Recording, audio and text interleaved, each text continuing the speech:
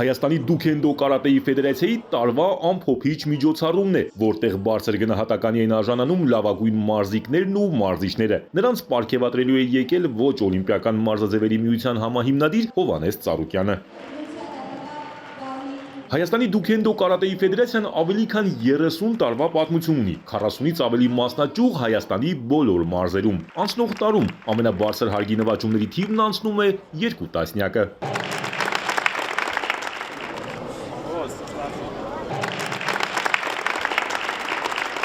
Ոչ օլիմպիական մարզաձևերի միության դիտակետում մարտարվեստի այն ներկայացուցիչներն են, որոնց շնորհիվ անցնող մրցաշրջանում հայոց եռագույնը ծածանվել է բոլորից վեր։ Դուքենդո ֆեդերացիան շատ մեծ դեր է կատարում մարզական աշխարհում մեր ոչ օլիմպիական մարտարվեստների։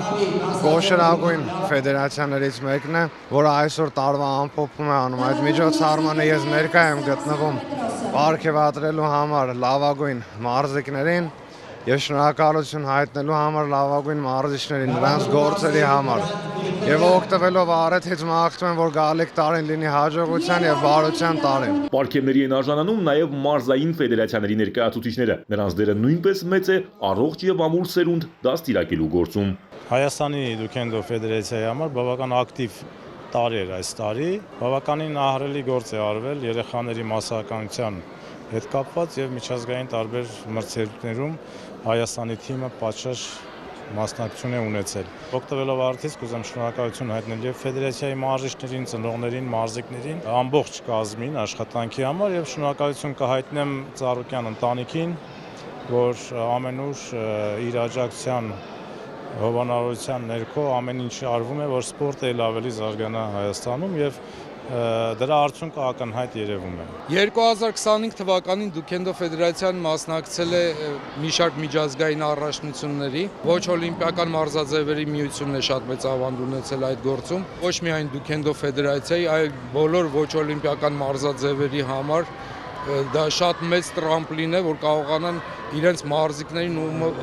որոնց շատ դժվարություններով էին ներգրավում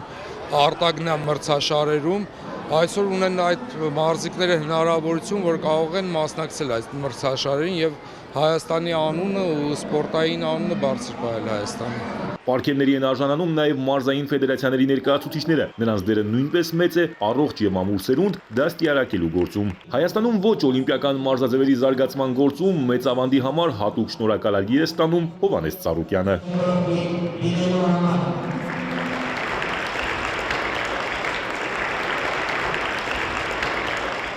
2026 թվականը այս ֆեդերացիայի համար կրկին հագեցած է լինելու։ Խոշոր մրցաշարեր են նախատեսված նաև Միացյալ Նահանգներում։ Արամ Մանուկյան, Ալեքսանդր Կիրոյան, Էպիկենտրոն։